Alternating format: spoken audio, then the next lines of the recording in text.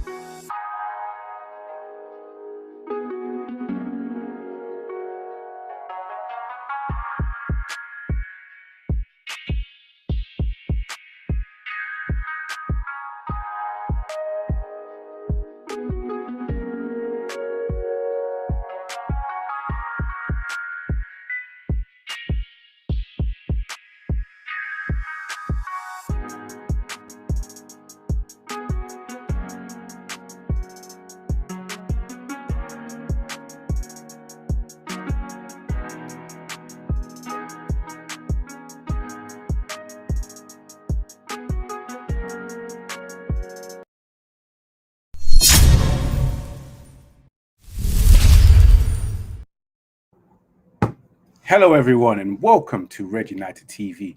It's your boy, Avorin Spicer. We are back at it again with another podcast, Manchester United podcast, and there's so much to talk about.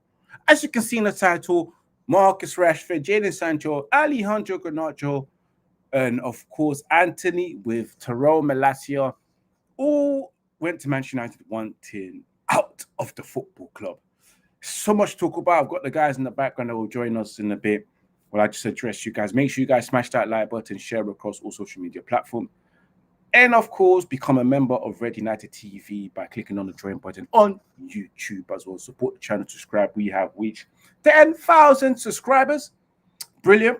I'm so happy about that. It is what it is. Ooh, I feel like I've lost a bit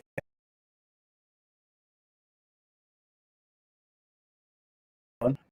Got Dominic Calvert-Lewin to discuss. He's been linked on a free transfer. We've got all of that to talk in the background. First of all, let me introduce you to Jerome, who's just joined us. Jerome, big up Jerome as well. If you can just tilt your camera a little bit down. So, yep, that's perfect, man. Yeah, so much to talk about, Jerome.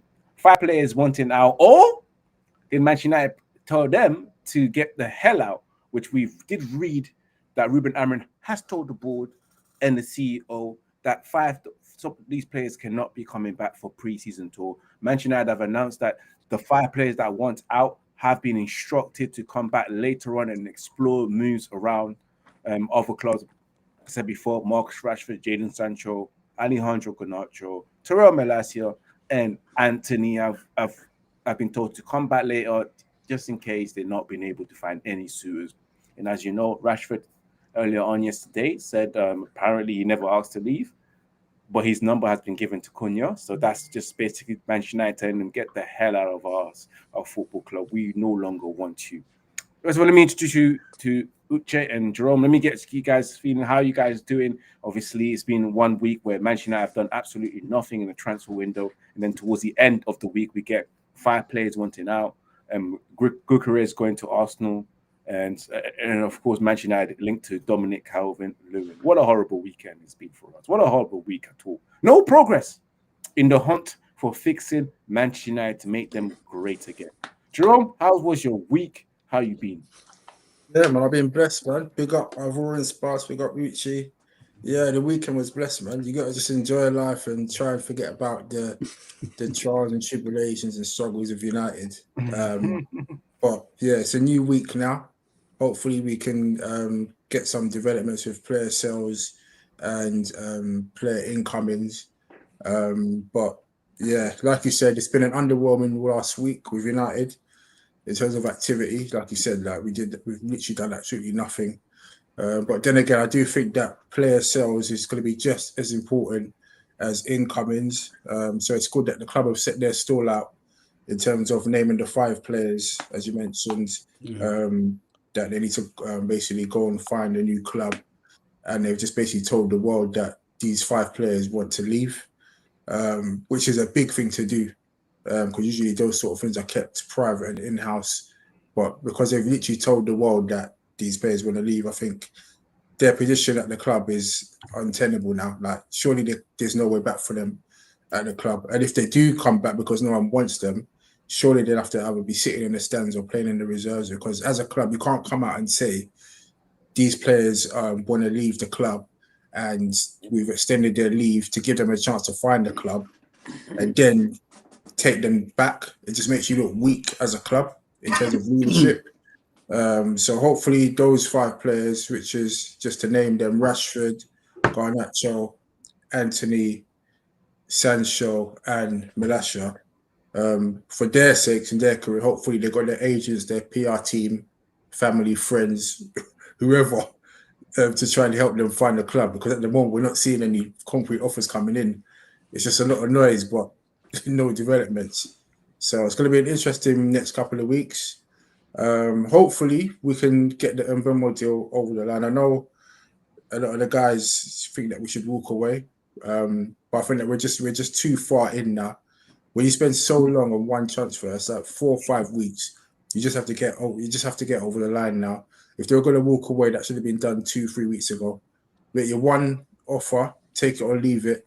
If they reject it, move on to the next one. Don't be doing 1, 2, 3 bids and they're still lingering around, but it's just making you look incompetent. So give them what they want, the 60 mil, and just move on, because we finished 15th last season. We haven't got time to be lagging behind. We can see all our big rivals are making statement signings. So as of now, we finished 15th last season. Because we're standing still, we're effectively getting weaker and weaker because all our rivals around us are getting stronger. So we just got to hope that we can do something. Hopefully get a couple signings in before the tour. I know obviously pre-season started today, and ideally you would have wanted a few new signings in, but we're just moving a bit slow at the moment.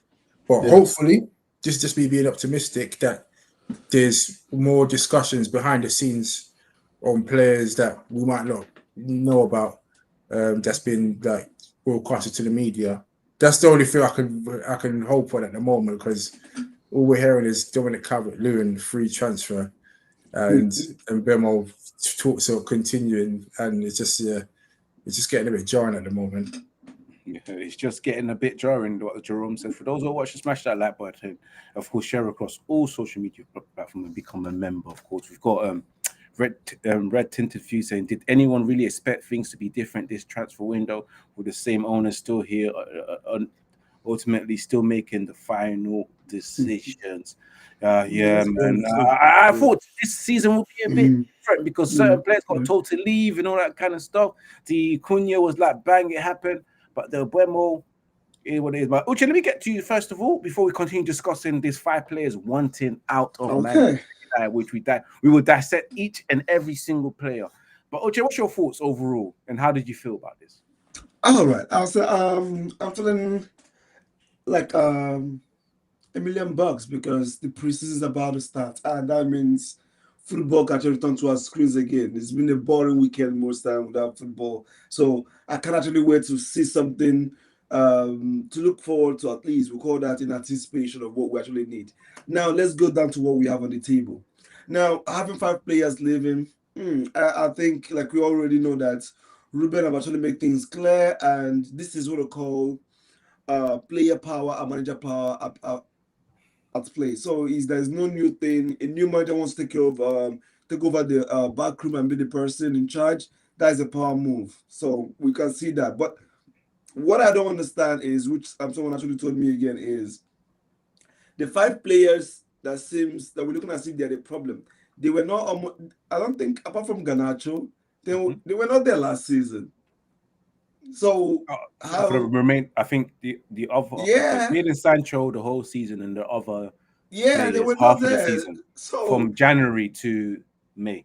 Exactly. So even at that, they were not in the mix. They were even Malaysia have not even played for us for quite a long time, like few matches. He said almost throughout the whole year without playing.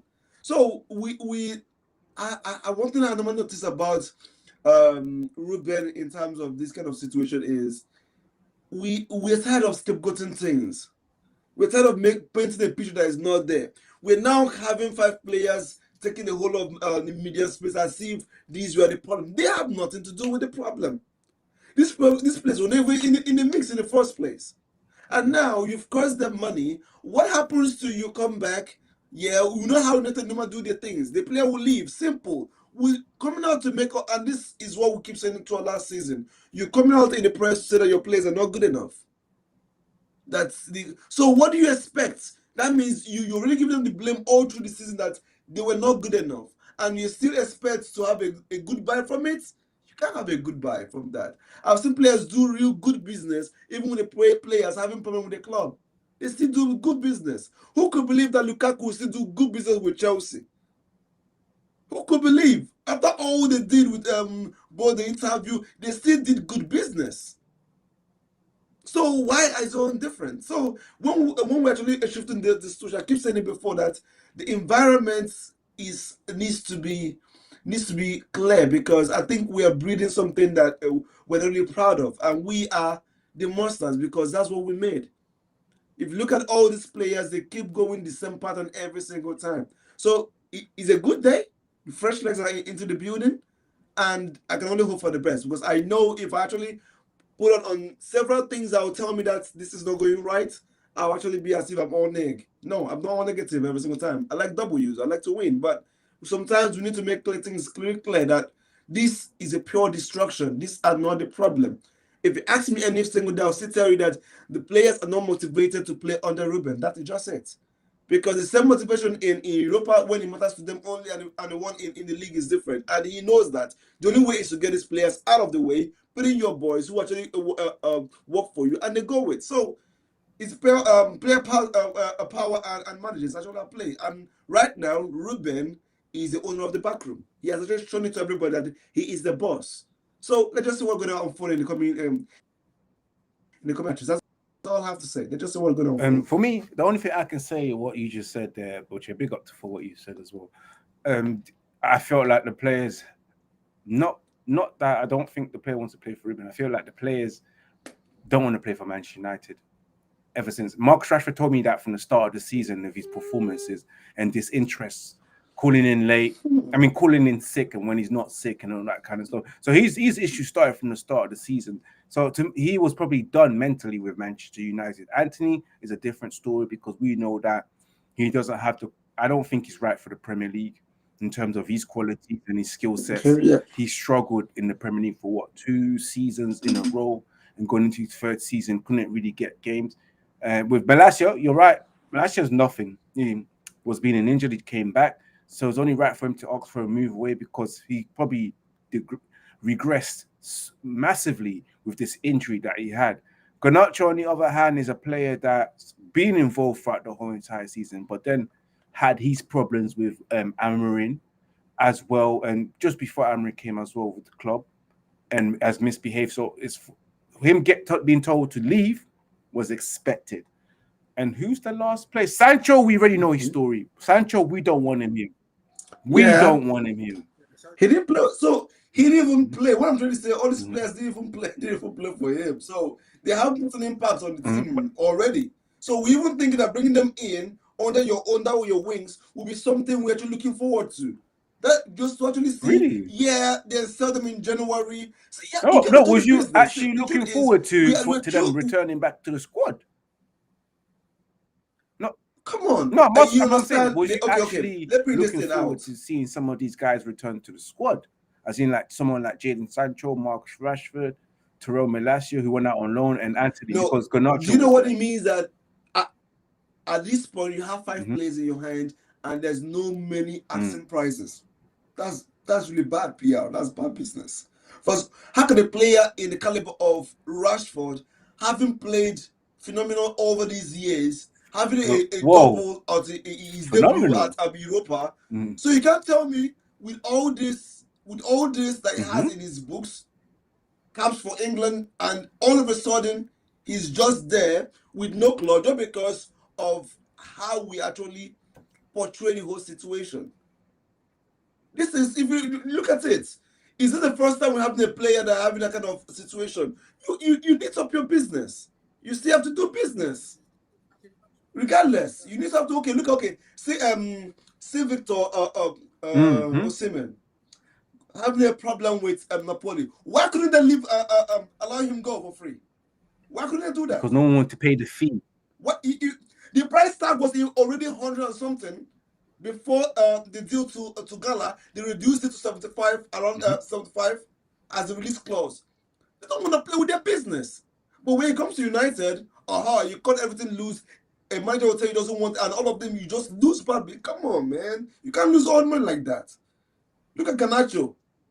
Normally, look at the market. Look at how the market is. People are actually buying players with less experience for how much? How much? Liverpool splash over 100 and something billion for a player that you barely see have seen play. It's a gamble, but you see play who have actually had that caliber. But yet we are doing bad business. We sold McTominay for 30. Come on, because it's a kind of but I'll be very honest with you, Che. Because it's how bad players these 5 players were expected to leave. We knew this. Why did he get? No. These 5 players, Jadon Sancho. Let's talk about the root cause. The root cause. Why did he get to this point? We knew when we could have actually sold out Rashford, but we knew that he was our savior then, and we held on to it. I want to. We had to catch him on that PSG. Rashford has never been our savior in any cause. Just because he scored 30 goals in one season and averaged less than 10 goals in his 10 years on Manchester United, when he could have been a sell. Doesn't mean he's been. And he said he was phenomenal. His whole Manchester United career, he has not been phenomenal. He's been bag average at best, averaging less than 10 goals per season. We've seen Rashford score 10 to 14 goals once in a while and then regress 4 goals in one season, 5 goals in one season, 10 goals in one season. And then the only situation where he managed to score 20 goals was like the first time he ever scored 20 goals in a season. And then he regressed the following season with scoring 4 to 5 goals after breaking up with his girlfriend. And then when Eric Ten Hag came to Manchester United, he scored 30 goals. The following season, got back to his default settings after breaking up with his girlfriend. That is what I'm saying. We are meant to cash in on the game on 30. Why do we renew the contract after that? No, but on 30, he was fighting for his new contract, right? And that's when he was hot. And that everything is gone because that was when we need to cash in on the sell. And after that, even when he said it was going bad, why didn't we cash it? Because but at that point, when he got those 30 goals in all comps, that was when the club thought he was on an upward trajectory and that he will continue that level of playing, which we can see now in hindsight was just a one-off. So obviously, the club can take some responsibility, but Rashford has to as well because Rashford didn't maintain his standards from that season. We thought he was going to kick on. He's at his prime age now, and it looks like he's declining in his prime age. So Rashford's got to take some responsibility for that because he got rewarded with a pay rise, and we thought that would have been enough motivation for him to continue. So it's a shame that it's ended this way. But for the last 3 seasons, even in that 30-goal season where he scored 17 Prem goals, he's been bang average. Even when he was scoring those goals, his overall performances weren't that great. It was the goals that were sort of like putting a seal on like average performances. So I think we need to stop overhyping Rashford. Like, obviously, the club and the PR team tried to bring him up as this next superstar to be the next top scorer. Oh no, come on! Record, but that was never going to happen. Jerome, and now look what we're seeing now. Look what we're seeing now. Rashford was saying that he's not a number 9 and he wants to play on the left.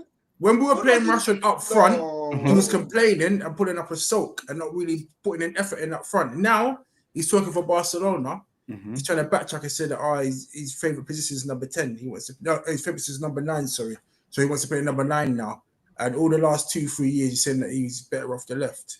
So this guy is just saying anything now, just to. He's fighting for his life. Come on, can't you understand? Do you know Yeah, what but it means? he's not A that good as you player think he He's is. five at for that his life. level. That's the bottom line. So Do you know he's what it moving means? desperate Okay, now. he is desperate. That's what I'm saying. He's desperate. Now, how can you be in a team that after your loan is about to expire and you know your manager does not want you? That is too bad. Do you think it's easy to come back to that? You imagine how early he knew what is going on instead of hustling to get for an ink from Barcelona. That's show you how difficult it is. He knows what he wants. He knows that this guy doesn't want him back. He's then looking for an alternative. Do you know Just what it remember means? that That up Rashford was till doing now, nobody's coming for this you. behavioural stuff way before Abraham came to the club.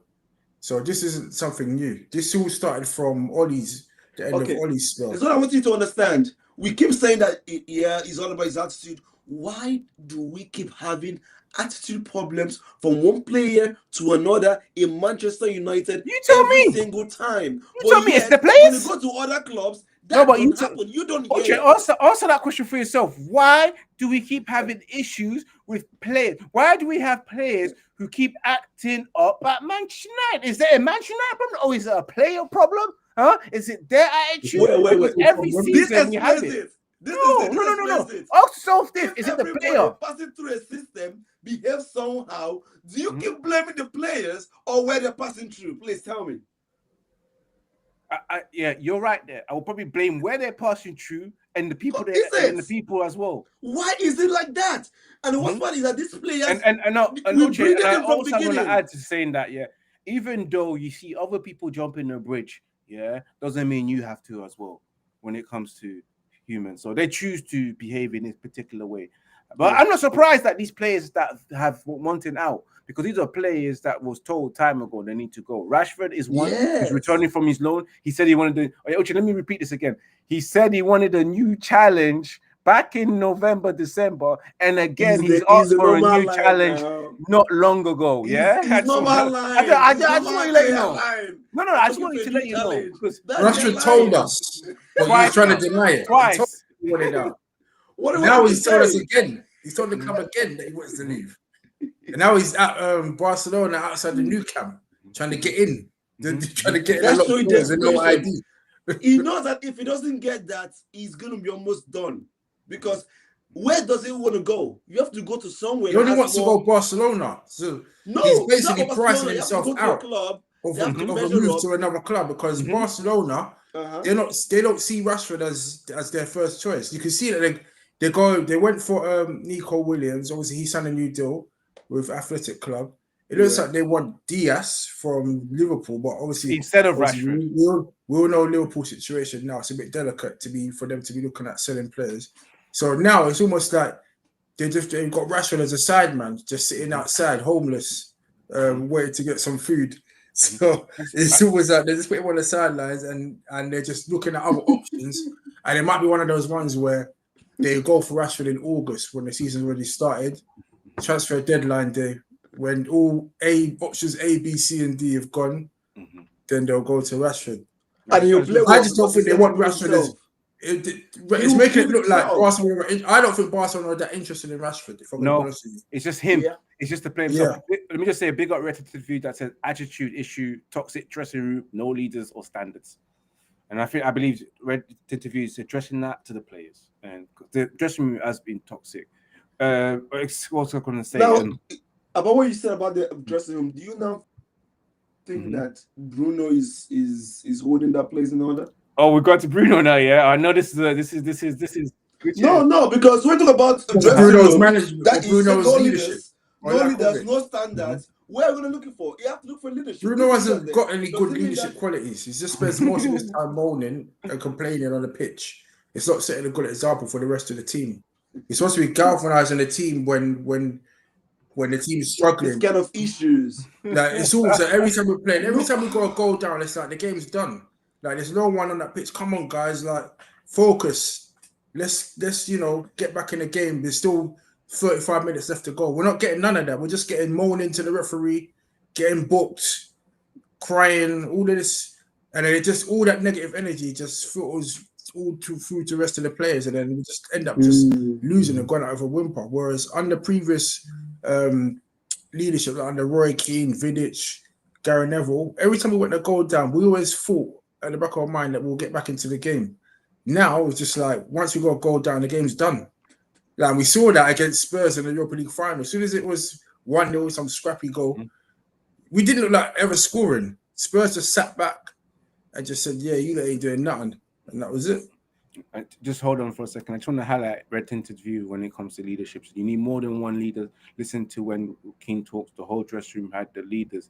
I remember this. This is one thing I would like to say. Yeah. Manchester United, when they were at their best, had more than 4 to 5 leaders, 4 to 5 captains within the squad. You know, from the defense in the midfield to the front, there was always a leader in that particular area or a captain material player where they all challenged each other and motivated each other to win. So I'm with Red Interview because I believe that you need to have more than one leader or two to be champions as well. At least half the squad members need to be captain material leaders as well. And of course, when you play for Manchester United, you have to be a leader because you're the best in the world. But that means it's not their problem now. If you look at it this way, for what you guys just said now, I don't think we need to blame the players more, because if you look at it, the bunch of youngsters. Hold on. The whole of youngsters. Yeah. And no one to look no, from. just want to address that. Yeah. This is a Manchester United team that cave in each time they concede goals, so there's no leaders at all. Even the captain himself caves in when we concede goals, and I've seen that before. I just want to ask you guys a question before I get to let me get to Red Interview's comments. As Bruno is one man. He joined the club when it was toxic. Big difference to joining the club when it's positive to when it's not. Big up Red Interview. Make sure you guys follow Red. But I was gonna say, so with these players that have been wanting out, where do you see these players going at the end of the day? Do you even see them coming back as well? That's a question I want to throw in there. But most importantly, where do you see Sancho going? Where do you see Garnacho going? Where do we see Rashford going? Who's buying? And with Malacia, the reason why I didn't even put Malacia on my thumbnail is because he's irrelevant to this whole discussion, because nobody cares about him. He wasn't a Manchester United player for 2 years. So it's all about Antony, Sancho, Rashford, and Garnacho.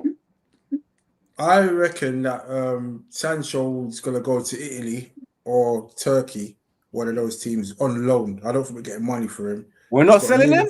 25 million Manchester United asked for, Jerome. 25 million. Because of Sancho's wage demands. I don't think any club can afford to pay him 250k a week. So what's going to happen is Sancho's going to go out on loan, we'll pay half of his wages, then he'll leave for free at the end of his contract next summer. Then he'll sign for one of these clubs for free, get his fat signing on fee, get his 200k, and then he's laughing. So in his mind, he's thinking, I don't care about Man United, I just care about my money. Forget playing for England, forget playing at the World Cup next summer. I'm just getting this money. So that's what I think is going to happen with Sancho, just get a loan. Rashford, don't be surprised if he ends up back at the club, because he only wants Barcelona, and Barcelona are not really sure that they want him. If Rashford was more open to moves to other clubs, then maybe. But you can't just put all your eggs in one basket when you're not coming from a position of strength. If it was like someone like Mbappe or someone where you could take a pick of clubs, then it's different. But if you haven't been playing well consistently, don't be thinking that you could just go to one of the best teams in Europe and just be like thinking, they're going to come for me. No, you need to humble yourself, because these times Barcelona, they're not even looking at you at the moment. They've just got you on the sidelines until they see if they can get all their other prime targets. So he might end up coming back if this Barcelona loan deal don't happen, unless it's a deadline day and scrap, and they just say, we'll take you. Then the club, we just say, we'll pay half your wages, and you just go out on loan. The only person I think we will probably get cash with is probably Garnacho. I reckon we could get at least 40 mil for Garnacho. Obviously, because he's young, he's still got time to develop. Even though I don't rate him as a player, he still technically does have time on his hands. And it seems like teams in Italy are keen on him. So hopefully we can get some cash, because we need to get some money in so we can buy some players.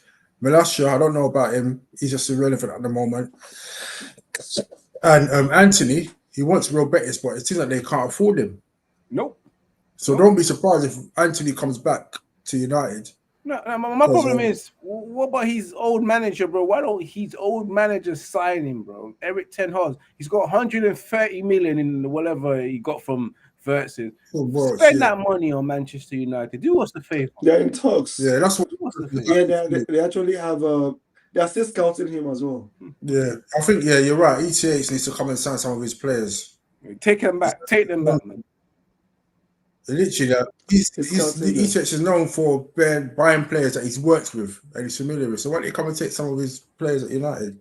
Yeah, he hasn't been linked to not one United player, and that's it's a bit annoying, to be honest. He left us in this.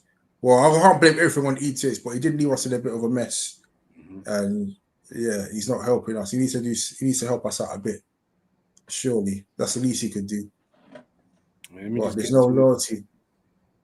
Let me get to that interview that said that the issues with Garnacho and Rashford should have never got to this point. It's on the club. Surely you would, if you was to be there, surely there would be a mediator to calm things down long before it comes up to public domain. And in interviews, very childish, especially from Amorim, the manager, and he's acting petulant at times. And also, Ten Hag didn't originally want him. He wanted kudos. But you know what? It's technically because, United went in for Antony in June and they could have got him for like 35 to 45 million. Yeah. They went there later. The back burner. I don't know what they were doing between June and August. No, June and September, I think it was. And for whatever reason, they decided to go back to Antony. And obviously, I said, like, you man, I just joke, man, innit? Like, you come back 2 months later when the season started, and then before you're paying 85 M's when a properly run club would have said, no, we're not paying that. Well, we could have got him for like 30 mil less a couple months ago. But this club panicked. We panicked too much. But ETH could have said something. ETH could have said, no, that's too much. But obviously, it's not his money, innit? So that's the problem that we have. We need to come. It's happening right now. Proper decisions. One thing I would like to add from what Red Interview said about manager, I don't think Amorim is childish. You know what? I've been crying out for a manager who call out players for what they are, even if it's publicly. The days of being nice and talking to each other nice should be done at Manchester United, because none of these players have achieved anything at Manchester United for them to be talked to in the nicest manner and be backed in front of camera. We've all said we wanted a manager that's disciplinarian, put them back into the chopping board and get them up to scratch as well, and tell them the harsh truth. The harsh truth is that they're all shit and they all suck and they all can't perform as a team and cannot function as a team. And if the manager wants to tell that to the whole world, let it be. Because when it was Sir Alex Ferguson, no one will be talking like this, man. Pep Guardiola will tell you my players were rubbish. It's not a problem because he wins. Slot will tell you that the players didn't perform. They can do way better than that. But when Amorim does it, that we've been championing the other managers, good on them. It's a problem here. And we need to move on from this. This being paddy, nicey, let's get an mediator to resolve things. Nah, man. If you misbehave in life, and especially at Manchester United, you get dealt with, you get punished, you get the hard end on the stick. And these players, such as Garnacho, Rashford, who else has misbehaved? Jadon Sancho, I wouldn't put Antony. Antony got himself into a situation with his girlfriend, but his behavior towards the club wasn't disrespectful or anything like that. He just he tried, but he just doesn't have the qualities for the Prem. Or the other players are the reason why this club is toxic. Their dressing room is toxic, and then the only way to get rid of toxic is flushing out the toxicity in the environment. And I credit Manchester United for trying to do it now, even though INEOS are rubbish at doing it and they're very slow at doing it. Yeah, it has to be done. We've been crying for this for so many years, to just get rid of the rotten apples and start over again and cultural reset. And now that we want to do a cultural reset, people have a problem with it. People last season asked for a cultural reset. They asked for a cultural reset 2 seasons before that, 3 seasons before that, 4 seasons before that, 5 seasons before that. It goes on and on. But now that we want to do it, it's a problem. You know what the problem is, though? Because people think that when Is it, you oh, do is a it no, cultural Joe? Is it reset, because is it their favorite? Is it because it's their favorite player? That's their yeah, favorite. Exactly. one is because a lot of their Yes. favorite Yes. players aren't involved in it, and Exactly. two, they think that there's going to be like too much disruption. But if you're going to do a cultural reset, there's going to be bumps in the road. It's not going to be plain sailing. The whole point of a cultural reset is that there's going to be a bit of upheaval. So there's going to be points where we might struggle, like how we are now, a little politics in the background and stuff. It's not going to be plain sailing. So we've got to go through this transition period before we can see the end goal if we're looking long term. So that's how the culture reset will work. It's not just a case of, get rid of Okay. everyone and then everything's just going to be hunky dory. Like it's a transition. It's going to require a lot of patience. All right. So if I'm to come in here, I will actually come in from a different point of view. First, let me answer the question talking about the players, the way they're going to come, who's going to leave, who's going to stay. First, I think Rashford needs, anywhere he's going, I will want to be among that team because that young lad is hungry to prove a whole lot of people wrong. If you see a player that knows what he wants to go to a club that that can bring out the best in him. He's actually going to a very big comeback. I love players who are determined to do that change. The same way you saw that with Antony. He moved to Real Betis to prove himself. These are people who wants to prove that they are what. These are people you need to bring back to see if they can change things. But it is what it is now. Can they actually make it? It's going to be a problem. Now, I think Antony has like how many, like a year or 2 years in his contract, right? I don't even know. I think it's not like 5 years. I think it's around 5 years. So they still have more in his contract. So I'll think that at this point is either you actually see if it's within range, you pay him off. Go. Because after all, you can see Sancho, they paid us 5 mil to return Sancho. That tells me everything you need to know about that player. This is Sancho, Chelsea fan, playing for his dream club, and he still doesn't want to reduce. Turn down his dream club. He didn't want to reduce. I would play for £1,000 for Manchester United per week. Another thing again, let's bring this table. There's something we need to discuss so far that we're actually playing around, and which is a problem right now. Chelsea cutting down size structure because we know they change ownership, and that's why. We all know that that's not the problem. Why are we making that's a problem? The club is making so much out of that. That should never be a problem. So this is like you want to cut it down. The people actually doing the job. I thought before it was all about what people are doing the job. Now, what kind of cultural reset are you doing? If you proceed with any salary structure, that is going to affect the kind of players you attract. You will no longer attract elite players. Look at Chelsea. They're actually going for players struggling left and right because there's no. Sometimes I don't blame Sancho that you force him to cut down his wages. No, you don't do that. You only do that. Why would you want to force him to do that? You can afford him, you let it go because you can't afford anyone in the market within those range. Never. It can't happen. So that's the picture.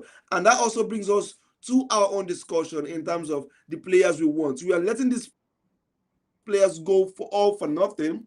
And we've already bought Kuna for 63, and they want Kuna's deal, of which it might end up with 70 or even more for Mbuemo. Now we need to buy more, and the only way we can do that if all these players go, if we make some business to bring in players.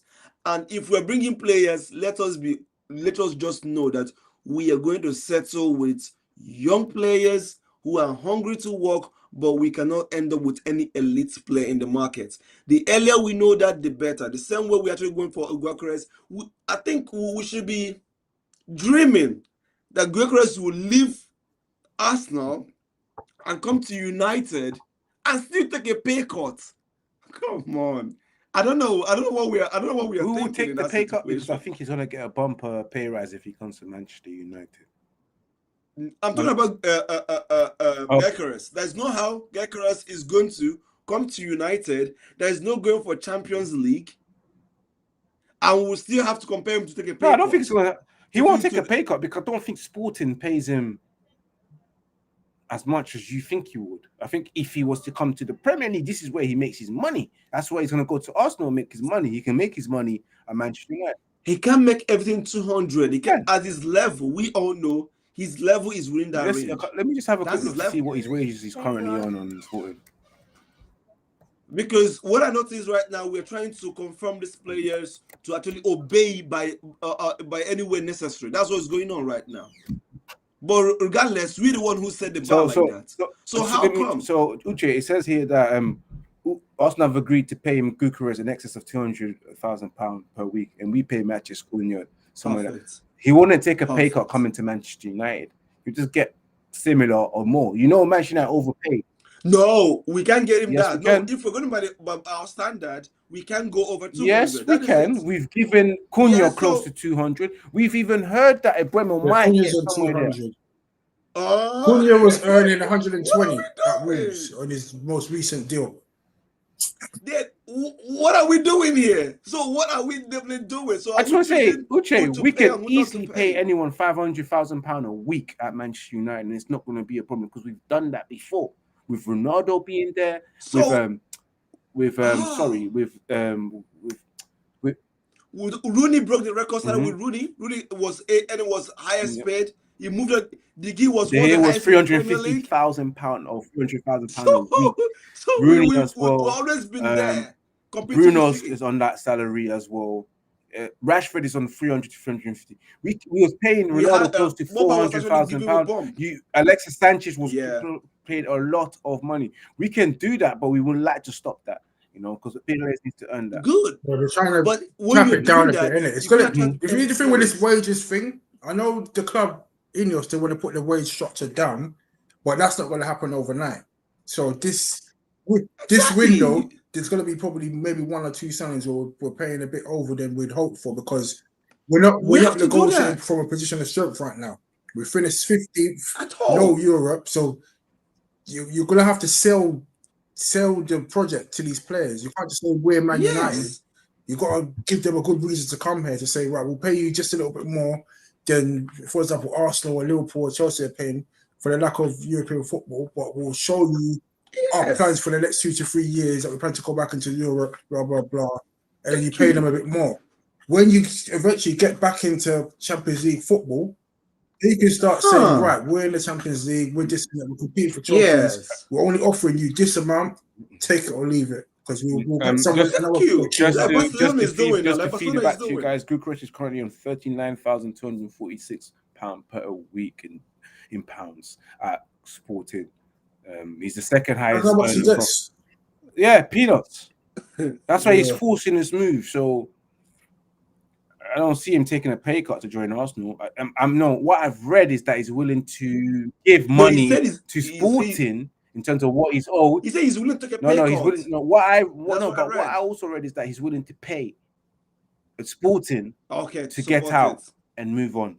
So that's not the pay cut. He's willing to pay to Sporting whatever he's owed or whatever loyalty fees or whatever he's been owed to get out and move on to Arsenal. But let's not talk about Gyökeres because we're not talking about Gyökeres at the moment. Yeah, because Gyökeres, he don't want us. He wants Arsenal. So let's move on because we're coming close to the last 15 minutes of the show. Of course, just to let you guys know, we'll talk about this exclusive David Ornstein regarding Manchester United before we talk about Dominic Calvert-Lewin, Manchester United, and secret talks over a record-breaking Amazon series. Deal for well in excess of 10 million off the months of dialogue. Ruben Amorim opposed. Manchester United aligned on final decision. Football commercial timing reasons. So they end the secret talk. It's done. They don't want to do that all or nothing. So Manchester United are focusing on becoming a non-commercial club now. Is that what they're doing? Amorim said no. The club said no.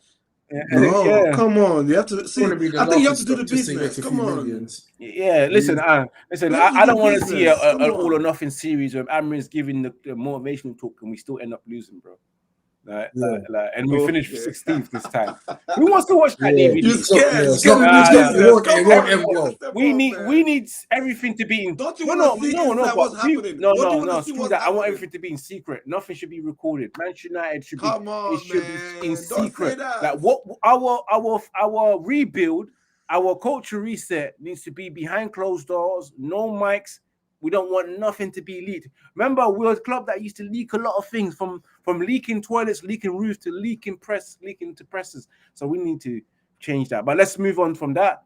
Dominic Calvert-Lewin, Ems's guy. Ems says that he's looking forward to Dominic Calvert-Lewin joining Manchester United, even though he disses Luke Shaw for consistently being injured. He has welcomed another player that loves the physio bench. Oh, how did you guys feel when you read that? Because last week, Shops posted that, oh, we linked to Calvert-Lewin. I said, you're delusional. You're making this up. You know, where did you get the news from? And towards the end of the week and today, it's there's more people reporting it. Dominic Calvert-Lewin, free transfer. I'm upset because Jonathan David just signed for Juventus on a free transfer, but we decided to go for Premier League proven, injury-prone Dominic Calvert-Lewin to Manchester United. And we're tired of you, Ems. We're glad when you're not on because it would have been another Ruben Amorim out show. And I would have been tired of that. First, Ruben out. Yeah, exactly. I'm watching Ruben out, tired of him. Lucky I'm not on the pod. I mean, you know what, Ems? You need to buy yourself a Ruben out t-shirt. So, what do you think, Calvert-Lewin? About this deal, I think this is what happens when we are hungry, we are thirsty outside. This is what happens when everybody knows that we're really, really thirsty outside. And we are trying to make money the problem when the management told Bruno that money is not the problem.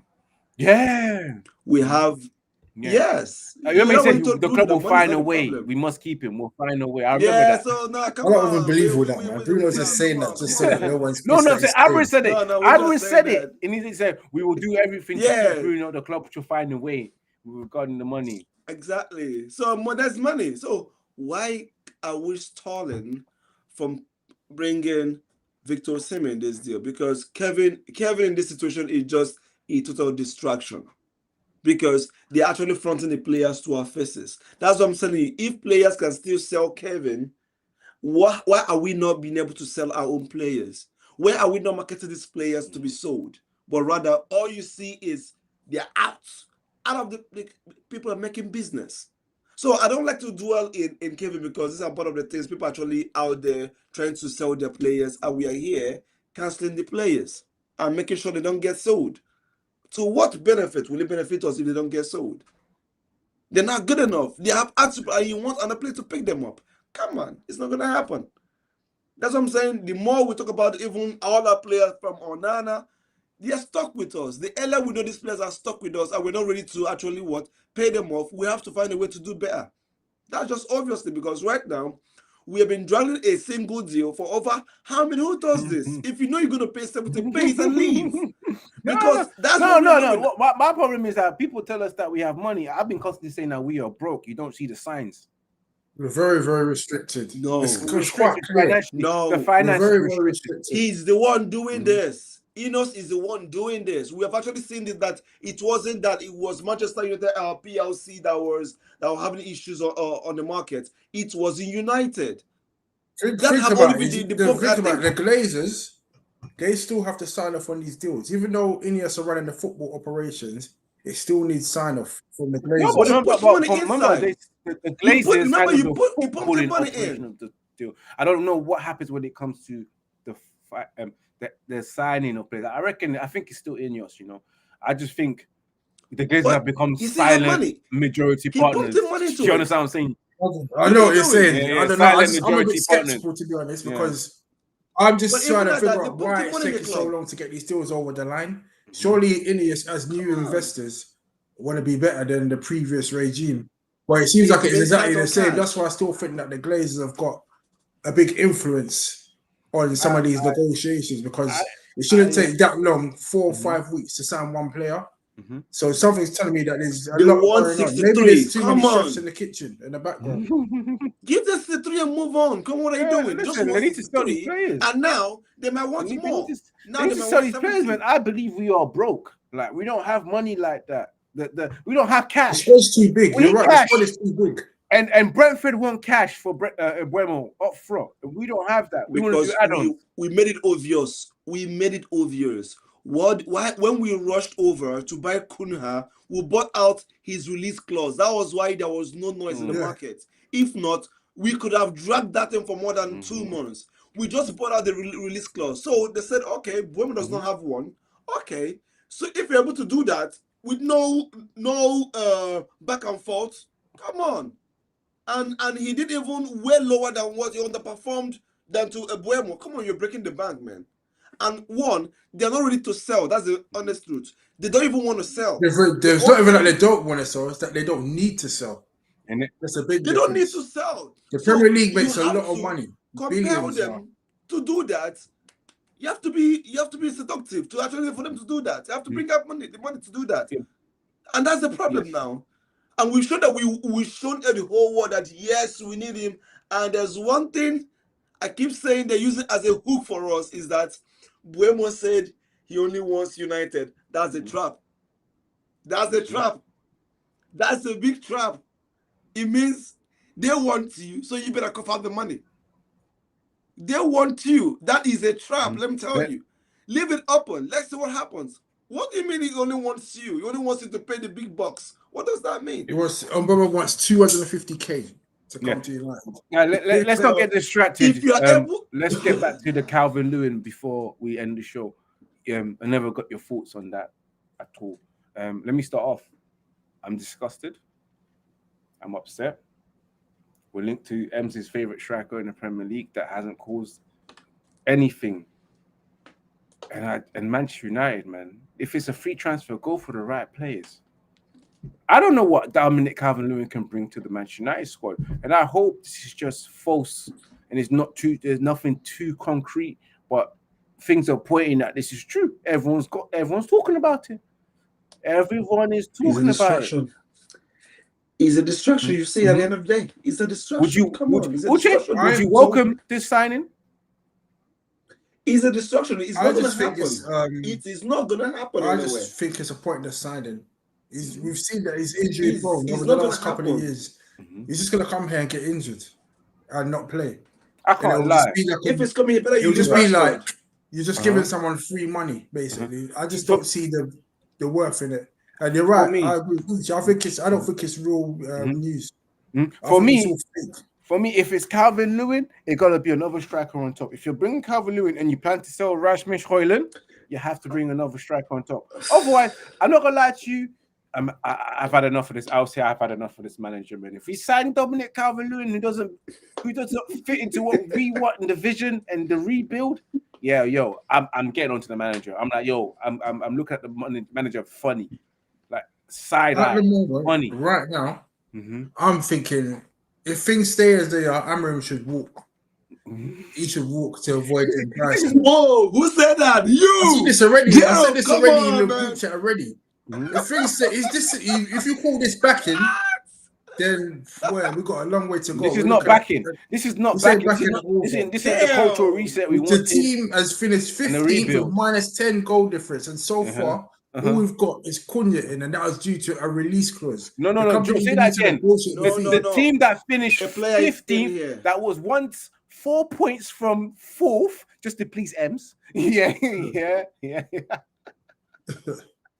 No, he signed a player in January. He signed Diego Leon in January, but he was meant to be unveiled this summer. That's the he's here now. He's here now. Yeah. Yes, the Paraguayan, the left back. And something funny about him, I'm trying to actually know how come this young lad that I didn't know about signed him in January, get to join the summer. I'll tell you why. And I found out because he's not 18 yet, so he can't leave the country. There's some clubs in South America don't allow young players to leave until they're 18. It's everywhere. It's everywhere. That's the new fair rule. 18 years. So that's why. So that makes more sense now. Now I was trying to say, well, his natural wing is left back and left wing back for United. I said, whoa, that means this boy was just converted recently. His first debut was just last year, August, 2nd of August. So it's not up to a year. He's playing professional football as a senior player. Have you seen his physique? He doesn't look 17. He's good. Yeah. Very stocky and strong for a 17-year-old. If I'm South American. He looks older. South Americans are built different. Are really strong. They are built differently. Yeah, their genetics. So with this level, I know that maybe they're trying to mold a player to mold that formation for him. But the problem is, will he last? Why? Because if Ruben does not last, he won't last. That's how it goes. You know how this thing goes. Once a new manager comes in, everybody he bought goes. The same way all Eric boys are leaving. Yes. So that's what about making over these sales. The more you make, if there's not going to be a permanent deal, we're about to have a Rick Ten Hag situation all over again. Summertime, getting the right person to do the job, but we have to manage all throughout there. Then we'll bring another person in November. The same cycle continues. I need my boys. So this 6 months is a free waiver for me. And just about to end the show. Big up to everyone that's tuning in right now. We're coming to the end. And just want to go to Jerome. Any final thoughts before we end the show? My final thoughts is that I'm just hoping. Ruben out. Hopes and prayers. As Red Review said, hopes and prayers that we get some signings in this week. Because right now, it looks like the club are dragging their feet and they're just not going to really do anything and then just come up with some statement that we didn't see any value in the market or some nonsense like that. If I hear shit like that, then yeah, Amrin might as well leave. But I'm quietly optimistic that we'll get a couple of players in by this weekend. I might sound deluded, but I'm hoping that Mbemo gets done in the next couple of days, and then we get someone else in. Whoever that is, it's a toss of a coin at the moment because at the moment this club's the negotiators are running. They're just running a bit like all over the place at the moment. We don't even know if they're even talking to anyone right now. It's just the media saying, yeah, talks to continue, but for all we know, they're not doing nothing. So, but hopefully, a couple signings in this week because we need players in for pre-season. We can't just like bring players in when the season started. They need to. The whole point of the argument of keeping Amrin in was so that he can have a pre-season with new signings and they can get to grips with his way of playing. So that's why I'm just hoping that the club are trying to work towards that. They get a couple bodies in by the end of this week or beginning of next week. Luce, final thoughts for you? I know it wasn't Ruben out, your final thoughts. No. My final thought was just about, I was just thinking, why not, we're about to make some deal, why not throw some players into the deal? Vremo's deal, reduce the money, throw in some players alongside with it. You want 5 players out, why not put them in the mix in the business? No, you want Victor Osimhen, You understand? give them someone that they were looking for, Garnacho. Yeah, even add it to the spices up to the business. They want to leave already. Put it up to the business. Add a part of your business as your pecs. Add up, make some good business on a reduced price. You get your player. So either ways, the issue is we have for players who are sellable, and I believe for sure that one signing that will be that will break the internet is if United should sign Victor Osimhen. That would change a whole lot of things. I think both it will benefit United commercially on shirts. It will benefit on fan base growth. It will be a real good boost that's going to change a whole lot of things because that's going to be way different because the market now says really calm. You splash over 130-something million in the market, yet it doesn't make any waves. Nobody cares. So you can imagine, we're still yet to see the big business in the market of the season. We have not yet to see it. We've seen big cash, big moves, but it doesn't correlate with the kind of talent we're expecting from that. So it's still not the transfer of the season. We're still waiting for that transfer of the summer. That's going to be a big bang. Gyökeres can actually make it. Let's see how it turns out. But I would say I'm really optimistic. It's a brand new season. He's now fully in charge. He's on the steering wheel, Ruben. So no one's going to hold me back saying, no, it's not his fault. It's not his players. He's in the full wheel. He removed the ones he doesn't want. He's in charge. So that means right now, he's one who got the wheels. So all we need is W's all throughout because any other situation, the 5 games we had to expect, I don't think he's the man for the job. Yo, harsh words, but it is the truth. That's it there. Or do you think he's not the man for the job? And I hope that, he proves us all wrong. It is what it is, guys. This has been your catch-up podcast. We are leaving. Make sure you guys tune in next week, Monday, for another podcast. Hopefully, like Jerome is hoping, someone has signed and I can finally write a Bremo confirmed or Bremo's here. Here we go. Something like that. It is what it is, Rejected. Man. Oh, imagine again. Oh, it is what it is. But guys, make sure you smash that like button, subscribe to Ready Night TV. Remember, this is available on audio platforms such as Spotify and, of course, Apple Podcasts and Amazon Podcasts. It is what it is. It is your catch-up. We'll see you next week. Peace and love. Remember to keep it united as much as you can. And remember to keep it red united. I will try. Peace out, guys. We got people. Take care, sir. Oh.